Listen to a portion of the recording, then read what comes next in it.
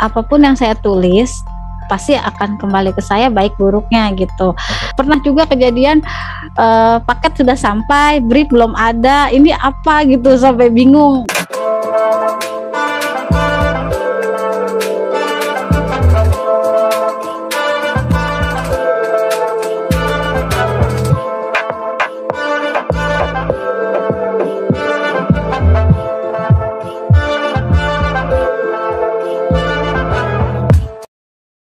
Terus tahun 2000 mulai anak keempat ya, 2019 itu beralih ke buku ya. Kemarin Teh Erma banyak sekali buku tuh ada di grup itu. Iya. Kok bisa gitu produktif? Padahal kan kesibukan ngeblog, kesibukan untuk ngurus anak juga gitu ya. Jadi kepala penerbitan itu nggak berkurang. Tapi kok bikin bukunya makin subur gitu ya? Gimana itu? Jadi ketika lahir anak keempat itu justru ada, kan karena di rumah aja tuh pandemi ya, dari mulai hamil terus melahirkan, benar-benar awal-awal berat lah ya waktu 2019-2020 itu. Jadi ya udah deh, gimana nih caranya biar enjoy di rumah gitu. Udah blog udah jarang event gitu, ya udah nulis kembali, nulis buku gitu, buku-buku anak juga diajak, ayo mau nulis nggak, siapa nih mau nulis buku gitu, mereka ikut-ikut nulis gitu, nulis di blog juga anak nomor 1 ikut-ikutan. Maksud saya kok masih banyak gitu, bisa banyak apa memang pilihannya memang itu bidangnya kan, ada parenting ya kan, ada cerpen buku juga, anak, psikologi, iya, macam-macam gitu ya. Maksudnya ngatur waktunya gitu. Kayaknya dalam satu waktu juga ada beberapa buku yang dikerjain gitu ya, nggak cuma satu. Iya, iya. Kemarin tuh sampai merambah ke ilustrator juga, nyoba-nyoba. Waktu itu kan saat 2020 belajar gambar tuh, walaupun hasilnya sebenarnya masih jauh ya sama ilustrator profesional, tapi nyoba-nyoba aja gitu. Niatnya sih dulu pengen bikin buku sendiri, gambar sendiri gitu. Sampai belajar, saya tuh belajar di YouTube ya, layout buku gitu, pakai InDesign. Saya coba langsung gitu ya, dari mulai install, nyobain bingung, terus pokoknya nontonin YouTube sampai trial errornya itu sampai bisanya. Aduh, kayaknya butuh banget perjuangan waktu itu, tapi suka gitu, walaupun waktu belajar itu pusing, kadang nonton sampai aduh pengen banget sih langsung ada yang ngajarin gitu kan ya.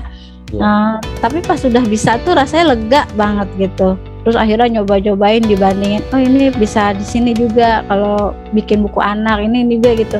Ada plus minusnya, belajar sendiri, nyoba-nyoba sendiri. Akhirnya tuh pas udah bisa tuh, wah lega juga ya, oh kayak gini gitu. Ya dan tahu apa aja mau dikuasai ya. Ya karena mau belajar. Dari ke penulisan terus lagi ke ilustrator ya. Ilustrator pakai apa? Adobe Illustrator? Enggak, kalau gambarnya itu pakai aplikasi gambar di handphone ya. Kan sekarang banyak tuh yang free. Jadi coba-coba coba di situ aja gitu. Saya coba semua aplikasi, ikut-ikut juga kelasnya. Jadi basic gambarnya ada gitu ya. Kemudian mulai berani menggambar walaupun hasilnya belum pro, karena kalau karya itu kan harus dilihatnya keberanian, ketekunan ya harus dilatih terus.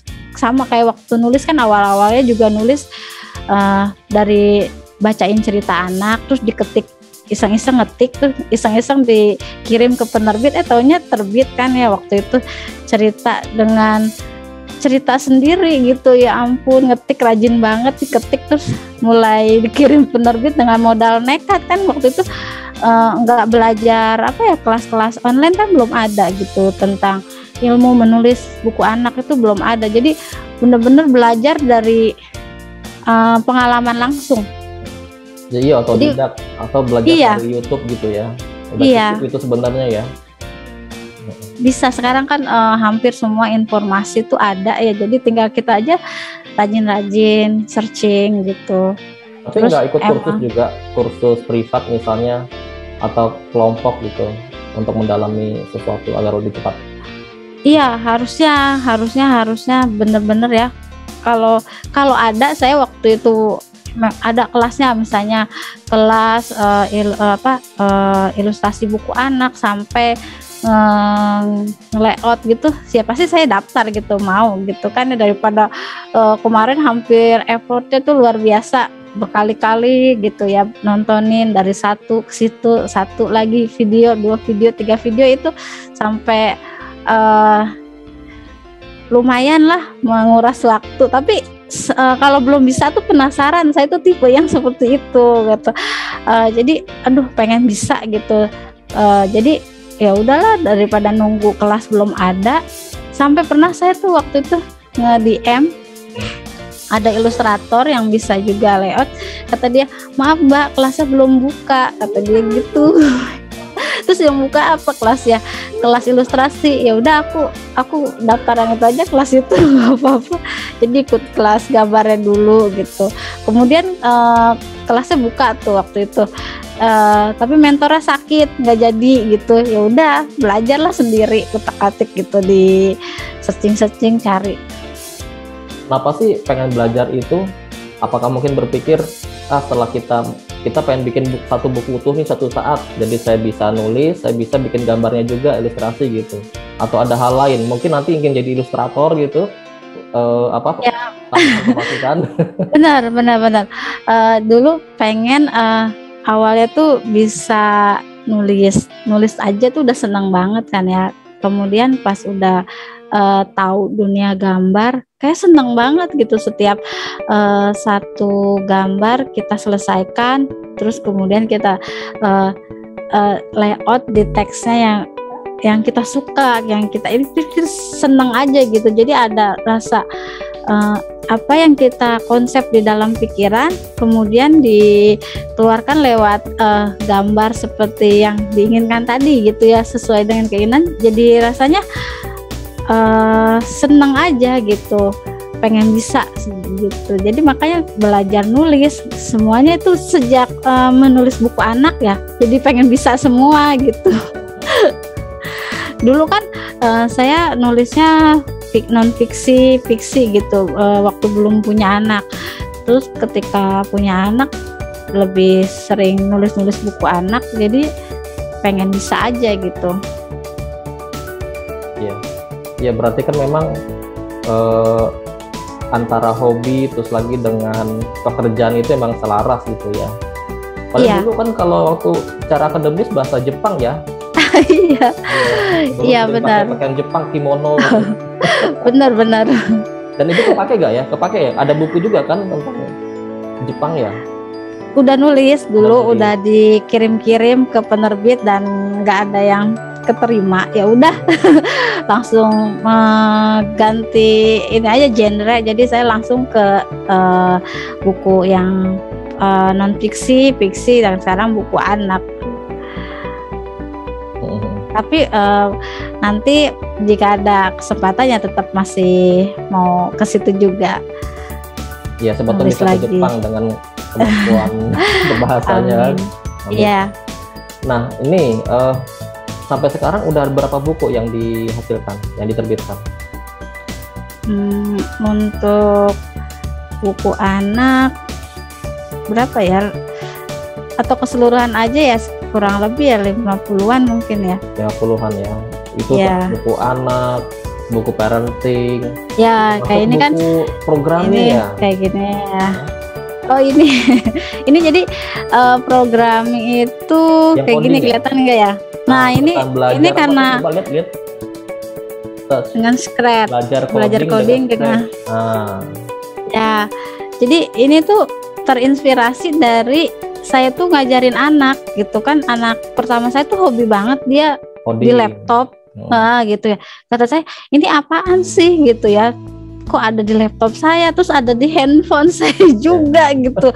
Terus anak-anak tuh geser-geser balok kodenya itu ya, ini apa gitu. Terus saya tuh khawatirnya game ya, pas saya tanya sama suami bukan, itu coding katanya gini-gini. Terus saya ikut-ikut nyoba kan, seru juga ternyata gitu, bikin program-program gini gitu. Cuman kan sekarang anak-anak lagi sekolah online ya udah yang codingnya ini dulu lah, di stop dulu. Sekarang dia sekarang lagi sibuknya gambar, ikut-ikutan gambar. Jadi iya, jadi gambar banyak banget sampai kan hobinya gambar dinosaurus, semua nama-nama dinosaurus digambar, diupload di IG-nya gitu. Yang nomor 1 ini hampir ngikutin jejak saya, nulis di blog, dia nulis di blog, ngegambar dia gambar, aktif juga di publish di Instagramnya ya. Gambar pakai apa? Gambar pakai pensil atau pakai komputer? Pakai smartphone, ada aplikasi menggambar banyak di Play Store, itu aplikasi gambar, nanti akan keluar semua dari yang free sampai yang berbayar gitu. Ada Medibank, Ibis Pen kayak gitu ya, ada Sketch, banyak sekali. Sekarang di YouTube juga banyak kan tutorialnya, tinggal coba-coba kayak gitu. Iya, sekarang di YouTube apa aja ada itu. Bahkan cara memakai kipas angin pun ada itu. Iya bener, kok tahu sih. Iya, saya pernah coba kipas angin kan, atasnya bagaimana cara bukanya gitu kan. Saya buka YouTube, padahal iseng aja, paling nggak ada. Ternyata ada juga dan banyak lagi. Iya benar. Karena aja semua ada. Sifatnya remeh itu ternyata ada gitu ya. Iya. Cara cuci kaki juga ada itu. Oke, pasti ada pertanyaan seperti ini. Kesibukan ngurus anak, kesibukan berkarya gitu ya. Bahkan saya kira lama-lama akan meningkat lagi nih karirnya di luar rumah.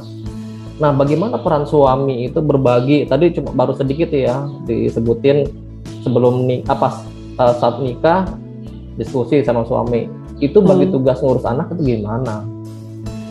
Ya, suami dukung untuk kegiatan di dalam rumah nih, sambil sama anak dia dukung 100%. Pokoknya mau kamu ngajar, katanya ngajar malam siang malam, kata dia nggak apa-apa di rumah kan gitu ya.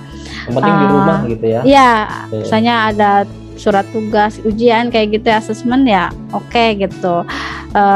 Kemudian nulis nggak apa-apa, asal anak-anak nggak terbengkalai gitu ya, masih. Terus kita di rumah masih ngawasi mereka kayak gitu, ada ibunya, ada ininya lah yang memperhatikan mereka seperti itu.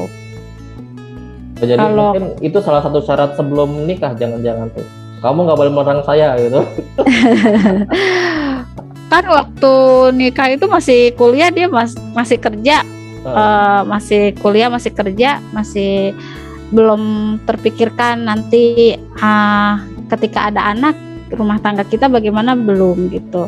Apalagi kan waktu awal-awal itu ketika nikah sudah 3 bulan, waktu itu kan saya keguguran.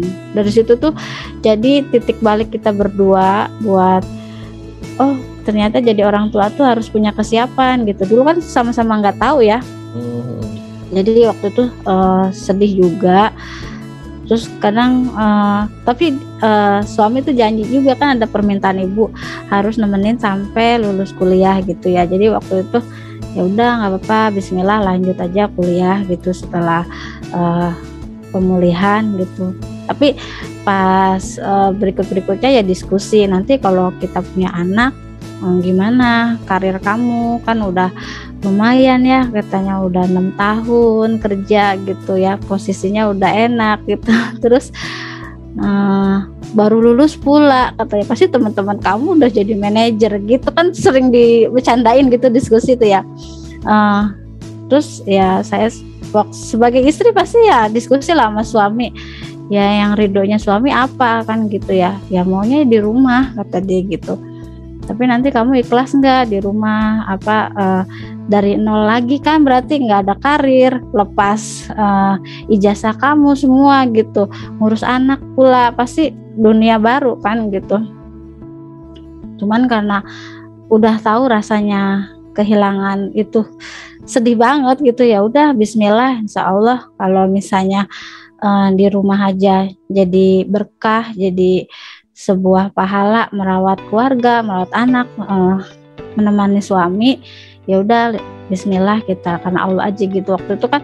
Tapi waktu itu kan nggak langsung cuma berbicara seperti itu, kemudian nggak ada cobaan. Waduh, cobaannya luar biasa sampai ya ampun, kalau bisa nangis ya nangis gitu. Kalau sekarang dikontenin pasti viral gitu.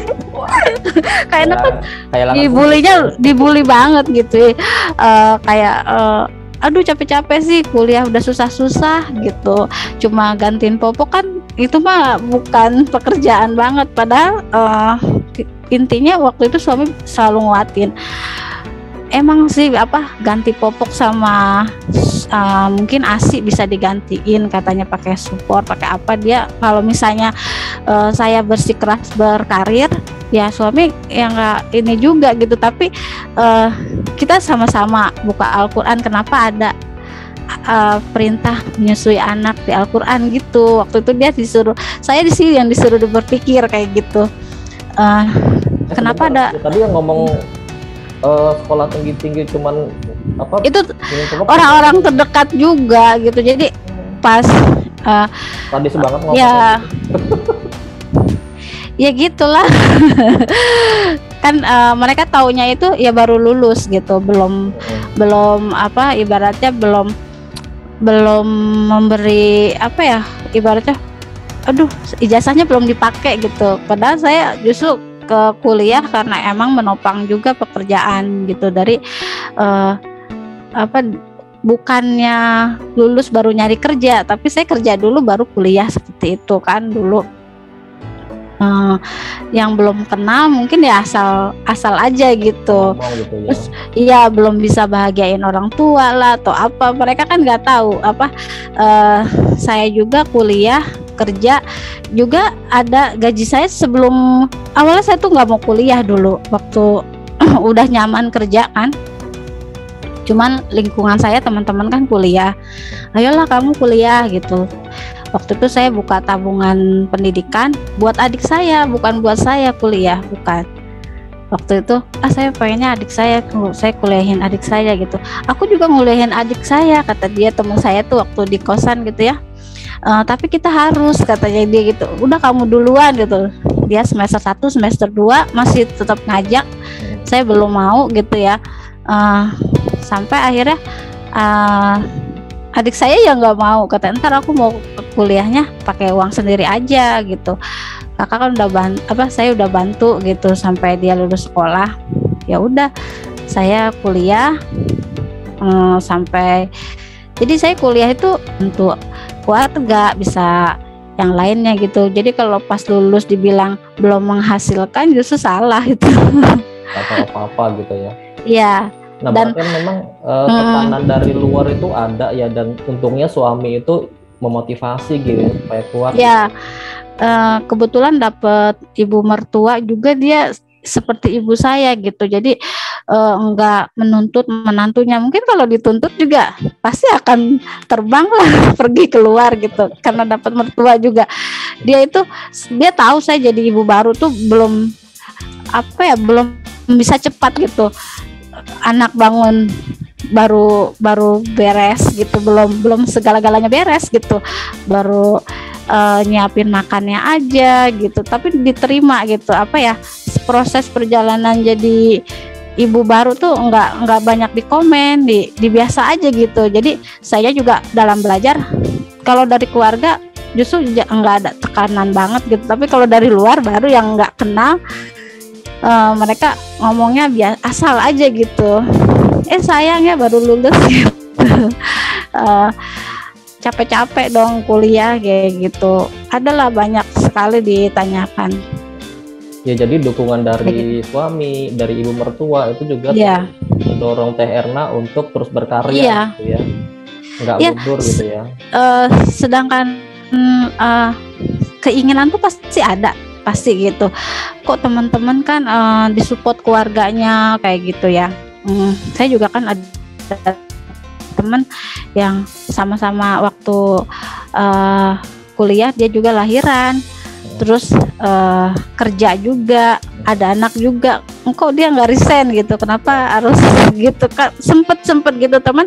Karena satu lagi diskusi sih, jadi kita tuh lebih banyak ya daripada ngobrol atau nyetats di luar, ya diskusiin dulu di dalam gitu, tapi nggak dibawa semua keluar gitu, karena pilihan kita adalah keluarga kita ini dulu gitu. Orang lain walaupun kita lempar A sampai Z pasti akan ada pro kontra kan, jadi harus yang ngejalaninnya dulu yang kuat gitu. Jadi pas ketika saya pilih, oh ya udah jadi ibu rumah tangga, waktu itu saya nggak tahu apa-apa, jadi ya udah, belum tahu akan jadi sampai sekarang gitu, jadi penulis, di blogger, nggak tahu kan dulu, taunya jadi ya udah jadi ibu-ibu gitu biasa kayak gitu.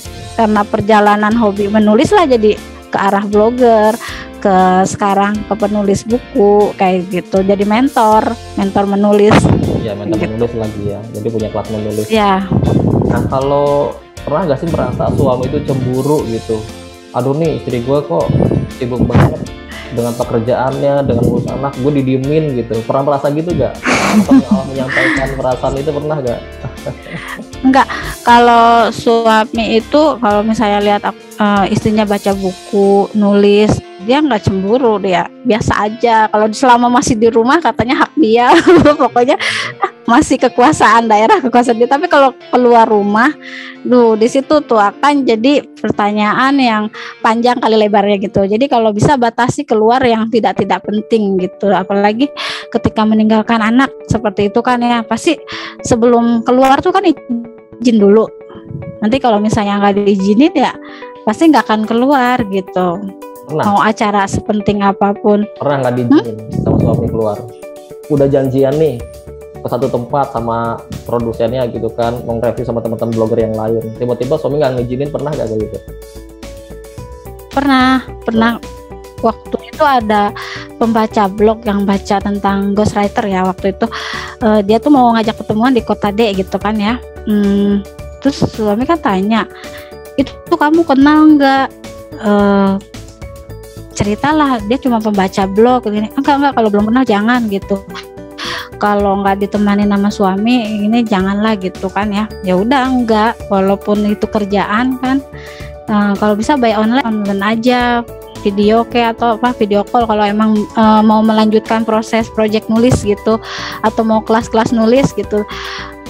Kadang suami lebih ngizinin muridnya yang suruh datang ke rumah gitu, walaupun ntar di rumah tuh berantakannya sama anak-anak gitu kan, anak-anak kecil-kecil tapi ngajar waktu masih offline, ya udah suruh di rumah aja gitu, suruh datang ke rumah. Lebih memilih seperti itu daripada harus yang pergi keluar rumah gitu. Kalau bisa beliau antar gitu ya, misalnya saya harus ke Unisma ngajar pelatihan gitu ya, diantar gitu ya, kadang ditungguin ikut gitu sambil bawa anak-anak. Tapi kalau misalnya nggak bisa, banyak apa ya yang harus dipikirkan gitu, entah itu waktu ketika anak-anak ditinggal, sayanya juga dengan siapa gitu pergi, bukan berarti kayak orang tua yang nggak bisa selalu nganter anaknya kayak gitu, bukan. Jadi kayak semacam prioritas dalam keluarga gitu aja. Nah, mungkin juga berbagi tugas sama suami. Kadang-kadang mungkin Terna pergi bareng seanak F1 sama F2 gitu kan, F3-nya sama suami atau sebaliknya gitu. Suka berbagi tugas seperti itu gak? Iya, kalau suami ada di rumah kan, sekarang kan lagi pergi kan, lagi ada project gitu kan, karena suami programmer ya. Jadi kadang ada di rumah bikin program. Itu pun kalau dia lagi nggak sibuk ya pasti bantu gitu, entah itu ajak kasih F4 gitu. Kalau mungkin dia sibuk ya udah, saya nggak banyak tuntutan harus rapi, harus apa. Justru dia kalau saya capek kemudian marah-marah anak, ya dia malah nggak suka. Lebih baik ya udah, kalau masih punya anak biarin aja, kata dia apa aja. Jadi karena nggak banyak tuntutan, ya udah saya juga semampunya, seininya aja, se-enjoynya gitu. Jangan sampai ini harus rapi ini apa, tapi anak-anak pada ketakutan gitu atau apa gitu. Nanti kata dia ada masanya rumah rapi sepi gitu. Biasanya kayak gitu. Iya, iya, iya. Kalau misalnya Rame nggak apa-apa ya, gitu ya. kalau misalnya nanti saya agak ini kok ini gitu, ya udah satu-satu dipesantrenin aja, nanti sepi kata dia gitu kan, terus langsung saya diem. Bentar dulu, jangan-jangan Bener juga. banyak fenomena mamah muda menyekolahkan anak di pesantren supaya sepi kali Rum. Ya gitu ya. Gak gitu juga, karena pasti ibu ya, pasti jadi seorang ibu tuh melepas tuh kadang, aduh kayak ini anak udah siap belum ya, ini udah siap gitu. Iya, Pasti banyak drama ibunya daripada bapaknya kan kalau lepas anak. Kadang kalau dari sekolah ada study tour atau ada kegiatan aja renang, ya anak kita bisa nggak ya? Ini nanti ketinggalan bisnya nggak? Itu kan udah, aduh udah nggak usah dipikirin, biarin aja dia gitu. Justru ibu-ibu yang banyak praduga-praduganya. Praduga tak bersalah. Seperti itu Mas Bil. Iya, karena ini kan padatnya pekerjaan gitu ya. Terus lagi juga belajar ya, misalnya belajar daring yang mungkin nunggu anak-anak istirahat atau tidur. Ini nggak sering begadang nggak? Kalau tidur ini aduh kayak gimana ya? Jadi saya tuh dari mulai remaja ya tidurnya tuh memang sedikit sekali gitu, nggak begitu banyak tidur. Misalnya tidur jam 10, bangun nanti jam berapa gitu ya. Kayak waktu dulu kan saya kerja, pulang kerja itu misalnya subuh tuh udah harus berangkat.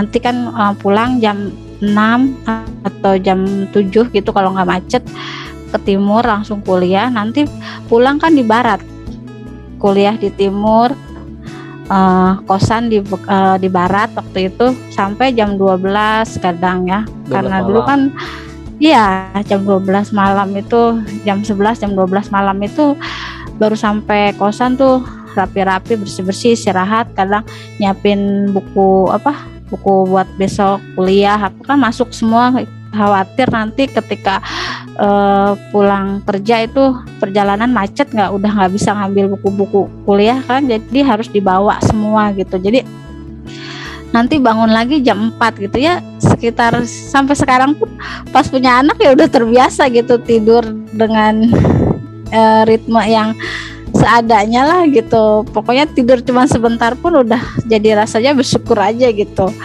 Enggak, kalau bergadang kayak gitu suka gitu. Iya. Tapi biasanya sore saya udah tidur, nanti malamnya terbangun seperti itu. Misalnya kalau ada nulis, ada revisi, emang butuh ketenangan dari anak-anak gitu, ya udah malam kayak gitu. Jadi memang sudah terbiasa sejak ini ya, sebelum nikah ya. Iya. Begadang gitu ya. Okay. Iya. Dulu kan dari remaja kan udah tinggal jauh sama orang tua ya. Jadi harus ya. Iya, udah ngekos juga. Terus bentar, dulu lulus SMA ya, terus kerja ya? Iya, iya. Mana dulu? Di Cikarang. Oh, di Cikarang. Di apa? Di pabrik, perusahaan? Iya.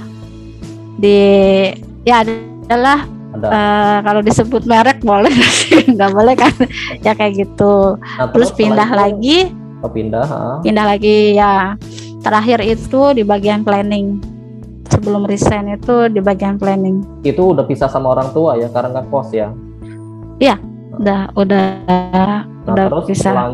Lanjut kuliah di mana? Di Stiba ya? Iya. Iya. Mungkin bahasa asing. Nah, pas kuliah itu juga pisah sama orang tua? Iya, kan itu memang kerja, kuliah semua di Bekasi, kan beda kota sama orang tua. Oh, orang tua nggak di Bekasi ya? Iya, enggak. Oke. Ya, ke Bekasi kan dulu pakai paspor ya, sekarang udah iya. Bercanda. Iya, benar-benar. Nah, oke, tadi soal begadang. Sekarang saya tanya lagi, namanya penulis rata-rata itu suka ngopi. Nah, Terna suka ngopi? Enggak suka kopi. Enggak. Waduh, mantap ini. Kopi teh enggak, air putih aja 2 galon itu. 2 liter ya. Okay. Enggak. Terna ini kan dari berbagai kegiatan ya. dari dulu sebelum nikah, terus lagi nikah, dan makin meningkat kesibukannya, sebenarnya apa sih yang hendak dicari, yang hendak dicapai itu? Pencapaian apa yang hendak digapai? Sebagai manusia ya, sebagai anak pengennya bahagiain orang tua gitu, bikin orang tua bangga sudah melahirkan kita, bikin kalau perlu kita bisa memberikan manfaat ke banyak orang ya, biar pahalanya mengalir ke kita, ke orang tua gitu, yang baik-baik pasti ya. Harapannya ketika jadi istri, ingin jadi istri yang taat pada suami gitu, memberikan contoh kepada anak-anak juga gitu kan. Nanti orang tua itu kan memang teladannya anak-anak gitu, jadi mereka itu akan mencontoh ibu bapaknya, apa yang dia lihat kan orang terdekat gitu. Sebagai ibu ya ingin memberikan yang terbaik buat anak, jadi ibu yang terbaik buat anak-anaknya gitu ya. Dengan 4 anak ini bagi saya yang usianya deket-deketan, dengan drama-drama kehidupan yang jarang saya ceritakan gitu ya. Jadi mereka kan taunya saya itu produktif gitu. Saya jarang menceritakan bumbu-bumbu kehidupan gitu, yang bikin saya kuat apa, ini kenapa saya begini gitu, itu jarang saya expose gitu, atau saya ceritakan, entah itu di tulisan atau di curhatan di medsos, itu jarang. Jadi saya lebih ke memberikan inspirasi kepada perempuan khususnya Indonesia untuk ya apapun yang sekarang sedang dilakukan, ya harus bahagia jadi ibu rumah tangga itu gitu. Nanti ketika ibu bahagia, anak-anak bahagia, terciptalah keluarga bahagia. Bukan berarti yang harus segalanya ada gitu. Ciptakan keluarga bahagia dengan apa adanya gitu ya, yang bikin kuat, yang bikin anak-anak itu mengenal kasih sayang dari kasih sayang tulus gitu ya. Jadi nanti ketika tumbuh, anak-anak itu bukan jadi atau kita melahirkan bibit-bibit penuh target gitu. Jadi mereka emang punya hati, punya perasaan, punya rasa belas kasih kepada yang lain gitu. Iya, jadi bukannya robot yang kita lahirkan gitu, bukan bukan orang-orang yang kamu harus ini, harus canggih seperti ini gitu. Nggak seperti itu, tetapi juga memberi contoh bahwa kita jangan menyerah apapun yang terjadi dalam hidup ini gitu ya. Terserah, misalnya kalau misalnya kamu lagi sedih atau apa, boleh sedih gitu, tapi harus move on juga, bangkit juga gitu.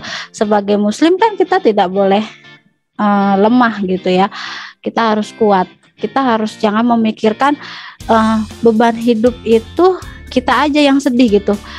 Misalnya kita misalnya dari remaja galau soal percintaan, ketika ibu rumah tangga kita galau tentang karir atau itu ya. Terus ketika nanti tua kita galau juga gitu. Terus kapan ada semangat dakwahnya, kapan semangat. Ini kayak Mas Billy kan menginspirasi nih dengan konten-kontennya. Ya jadi amal jariah kan ke depannya, entah ditonton anaknya ketika lagi lelah-lelahnya berjalan di kehidupan yang keras gitu, lihat ayahnya, ayah atau bapak aku ini ya ternyata berani gitu, penuh inspirasi gitu. Kita kan nggak tahu kebaikan mana yang akan terpecik ke orang lain gitu. Jadi jangan pernah kita langsung merasa nggak berguna atau udah hidup kita gini aja, nggak punya bakat, nggak punya apa, lalu memadamkan potensi dan hanya meratapi hidup yang datar kayak gitu. Semua orang bisa sukses, semua punya mimpi, semua punya caranya masing-masing gitu. Yang penting nggak berhenti belajar gitu. Bahkan saya pun sekali lagi, bahkan saya pun nggak akan menyangka ibu 4 anak dengan punya kesibukan seperti ini gitu. Dulu kan saya hanya jadi berumah tangga aja gitu. Tapi kan jalan lain gitu ya yang menguatkan, yang membuat saya nggak berhenti. Mungkin ada sebuah kecintaan, mungkin saya nggak bisa jadi pendakwah, yang penting tulisan-tulisan saya bisa bermanfaat kayak gitu, atau apa gitu, melahirkan penulis-penulis yang minimal dia nanti menulis dan mengalir kebaikan gitu, harapan saya gitu. Kalau misalnya realnya seperti itu kan. Iya, Dan kalaupun misalnya ada tulisan yang misalnya yang bikin nggak enak, terus kita marah caci maki pun nggak bisa. Ya udah, kita berjuang di kapasitas kita, tulislah yang baik-baik, jangan sampai kita jadi komentator gitu ya. Wah, ini ceritanya begini, ya udah kamu nulis gitu. Jangan jadi komentator gitu. Memang kalau orang baiknya diem, ya yang akan yang berombak-ombak itu yang berarti yang bebas gitu. Kalau kamu merasa kamu misalnya baik atau apa, ya harus stand up gitu. Harus berani gitu, berkarya, berani ya kayak sekarang konten kayak gitu. Sesuatu yang menginspirasi, sesuatu kebaikan seperti itu, Mas Billy. Teh Erna, pasti dong pernah mengalami yang namanya jatuh bangun, jatuh sampai mungkin berpikir aku sudah nggak kuat lagi. Tapi tiba-tiba pada satu titik Teh Erna itu bangkit. Nah, pasti pernah mengalami itu ya. Nah, mungkin itu peristiwa seperti apa dan apa yang membuat Teh Erna itu sampai kuat sekarang gitu? Kalau bilang pernikahan itu ibadah paling panjang, ibadah paling banyak, ya itu pasti ya. Tapi harus disadari juga, bukan hanya tentang pahala yang disebutkan tadi, yang misalnya bercandanya suami istri adalah ibadah, tatap-tatapannya ibadah, nggak begitu juga. Akan ada yang namanya kita tuh terkadang jadi harus berpegangan tangan gitu.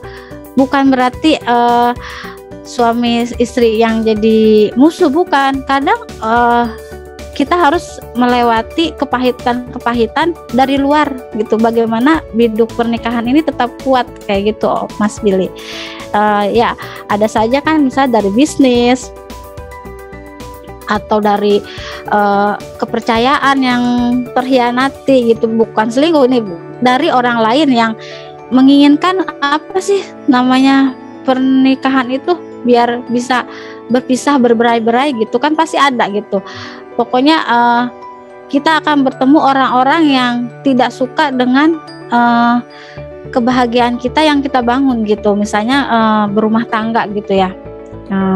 Kemudian pas itu ada fase yang namanya ujian rumah tangga, tahap 5 tahun, tahap 10 tahun, pasti kan akan ada seperti itu ya.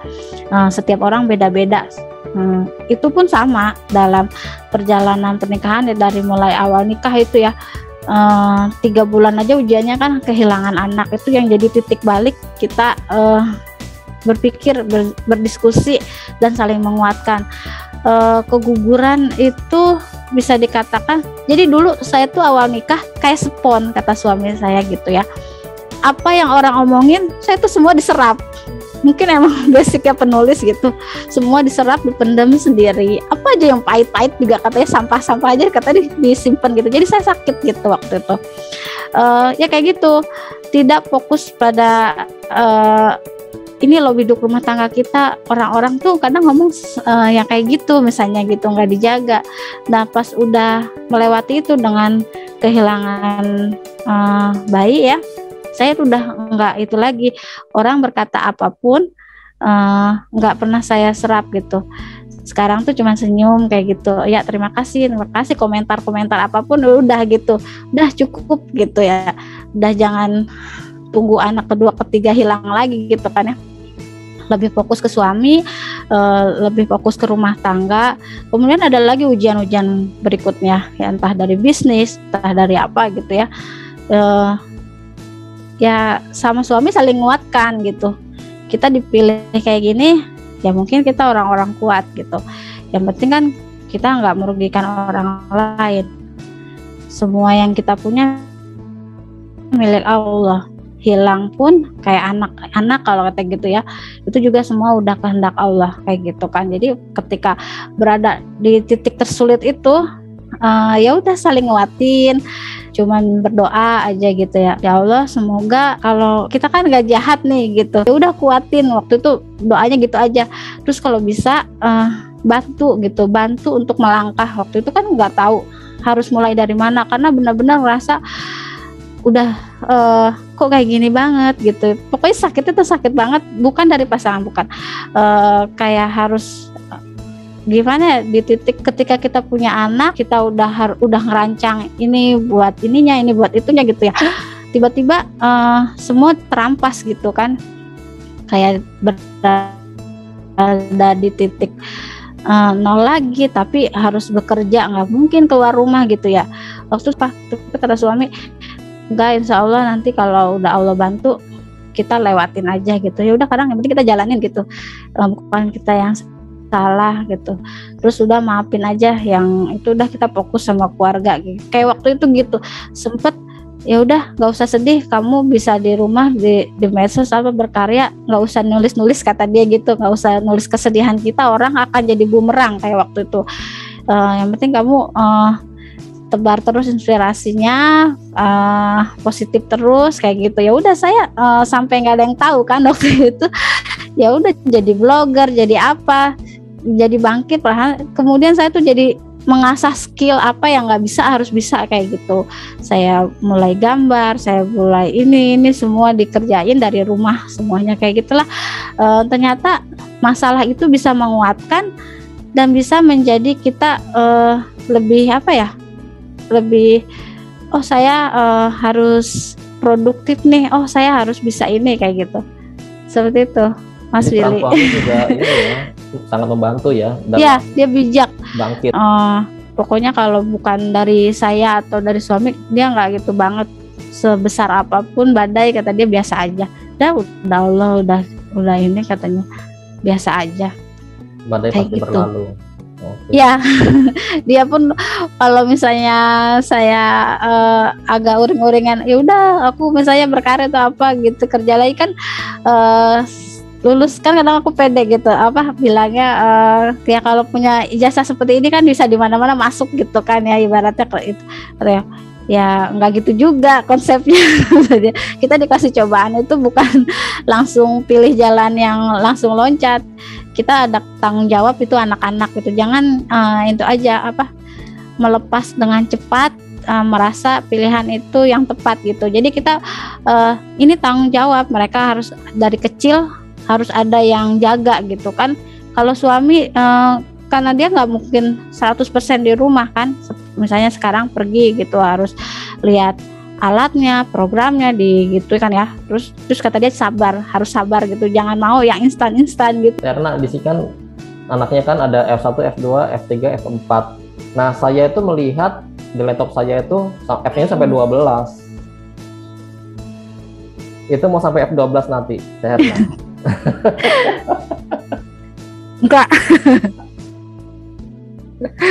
Enggak bercanda aja nih.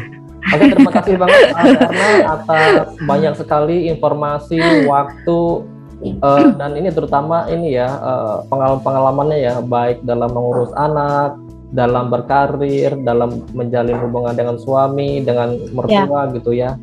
Dan ini menurut saya sangat super ya. Terima kasih sekali Terna. Banyak. Oh iya, saya satu lagi hampir lupa. Apa? Ini fungsi komunitas. Terna kan juga gabung di ini ya, blogger FLP ya. Iya. Ini pertanyaan yang nggak boleh dilewatkan ini. Kenapa? Bagaimana ini peran komunitas ya, baik itu di blogger ataupun di penulis gitu ya, terhadap ini kemampuan diri untuk terus berkarya. Teman kerja di Islamic Center tuh dia ngasih kontak FPP Bekasi gitu, ketuanya waktu itu. Jadi waktu itu saya SMS. Waktu itu siapa, Wiwi? Waktu itu saya kontak SMS, itu pas respon banget, langsung dijawab katanya. Oke, besok ada pelatihan di ini gitu. Ih, ramah banget waktu itu. Ini komunitas apa ya? Waktu itu kan belum tahu itu FLP ya. Cuman diajak ke dekat, kebetulan pelatihannya deket dengan kosan saya gitu, di masjid. Jadi waktu itu datang sambil malu-malu gitu, terus selalu dikasih tahu gitu apa-apa kegiatan. Ih, kok ramah banget ini. Akhirnya tadinya takut, mulai memberanikan diri mendaftar, kemudian ikut kan ya. Nah dari situ saya banyak banget ilmu menulis. Dari waktu saya dulu ngeblog itu nulisnya asal-asalan, nggak tahu berpola atau nggak ada ilmunya, pas masuk komunitas itu bener-bener ketemu orang-orang hebat. Mentor saya waktu itu di klub novel itu ada Mas Sakti Wibowo, bener-bener yang belajarnya kalau saya bilang sih kayaknya kayak latihan militer. Bener-bener salut, makanya panggilannya jenderal kan. Suhu jenderal ya, itu bener-bener yang bikin saya semangat nulisnya nggak pernah hilang. Ya itu terpaan belajar menulisnya aja pun beda loh, online sama offline gitu ya, ketemu langsung terus belajar sampai malam, nggak boleh ngeluh pengen pulang, apalagi nangis karena nggak ada yang jemput gitu kan. Saya dulu merantau gitu, aduh takut nih pulang udah di atas jam 10, tapi saya harus malu dong, mentornya itu pulangnya beda kota gitu, masa harus nangis gitu, terus harus disiplin juga, terus setor tugas juga, pokoknya benar-benar di situ ngerasain deh suhu jenderal rasanya. Terus ketemu lagi Kang Ali Muahir, Masya Allah waktu itu sampai dapat kesempatan ikut workshopnya ya di Bekasi, itu dapat buku menulis buku anak. Itu pertama kali ketemu dan belajar langsung tentang penulisan buku anak. Dan alhamdulillah waktu itu coba-coba ikut menulis yang di Sigma itu, nulis apa Rasulullah teladan utama itu. Ya Allah, kata saya beruntung banget ketemu dari FLP ini orang-orang yang memberikan ilmunya, bimbingannya, sampai saya tuh terharu lah, gimana ya, FLP bagi saya itu kayak keluarga gitu, kayak bener-bener merangkul semua paket ada, dari mulai yang selalu baik ngasih info, ada yang ngasih ilmu gitu. Jadi saya pun untuk FLP akan selalu ada gitu. Iya, jadi memang sangat kuat ya komunitas FLP ini terhadap karir. Ya. Nah, ketemu Mas Billy itu waktu apa sahur sastra itu juga kan dari FLP ya, kegiatan. Iya, sastra dulu ya di Depok. Ya, sama Bunda Santi itu kok ya, Konita Musta itu juga di sahur sastra. Ketemu teman-teman FLP semuanya. Semangat lagi ya. Iya, jadi kayak rumahnya ada di seluruh Indonesia gitu. Jadi setiap kesini ada ketemu, kesini ada gitu. Terus saya tuh kalau misalnya ketemu gitu, terus ada ini apa ini, loh, kok jadi kayak menghangat gitu. Enggak, dulu yang Sakti itu kayaknya hampir sama itu. Dulu kalau Terna itu belajar novel ya. Ya. Bekasi. Kalau saya itu belajar menulis skenario dulu sama Mas Sakti. Mas Sakti waktu itu tinggalnya di ini kan ya, di Jatinegara Kaum ya, atau di Ciputat sepertinya. Nah itu ya, ikut dia berangkatnya malam, pulangnya pagi sama dia itu. Iya, sebenarnya saya sebagai alumni kelas klub novel itu jadi agak gimana ya, harusnya produktif nulisnya yang fiksi, tapi ini jadi buku anak sama buku non fiksi. Aduh, kayak ini ya, pengkhianatan gak sih? Ya nanti mungkin bisa produktif suatu saat. Oke. Oh, kita gurunya sama ini Mas Sakti, harus saya undang. Iya. Iya, harus dikulitin ya. Aduh, tolong. Tapi ilmunya luar biasa. Oke, terima kasih Mbak Erna, banyak sekali informasi, nasihat dan pengalaman yang dibagi pada acara Cakap Literasi kali ini. Iya.